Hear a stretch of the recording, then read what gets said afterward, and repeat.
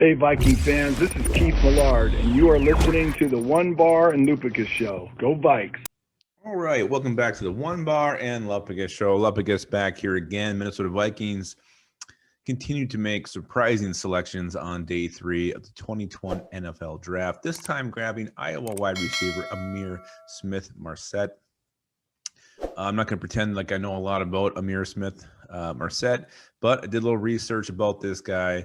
The thing that sticks out, he's a burner.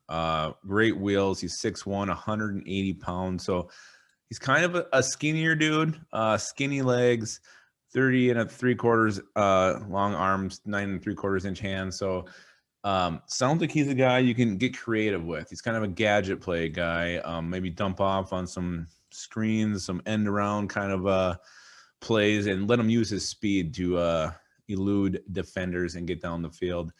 Not a guy who's going to really go up for the ball, fight for high point it. That's not his game. His game is, quick slants, get the ball in his hands, let him do what he does with his immense speed and wiggle ability. The one thing about him, though, he is a hell of a kick returner.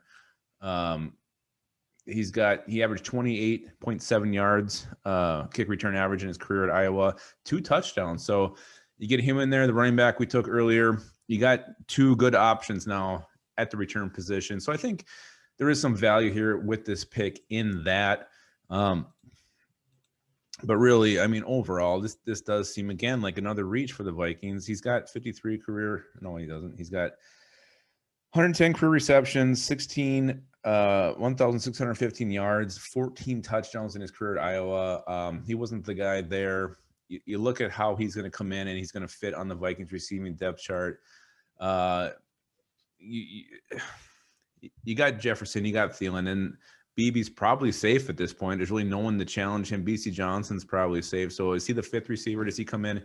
Does he compete with KJ Osborne to be the 5th option if they do keep 5 receivers? His returnability, I mean, I guess these guys could have like a return, it can come down to who's the better returner. And KJ Osborne pretty much failed in that role last year. So Smith-Marsette may have a leg up in that regard.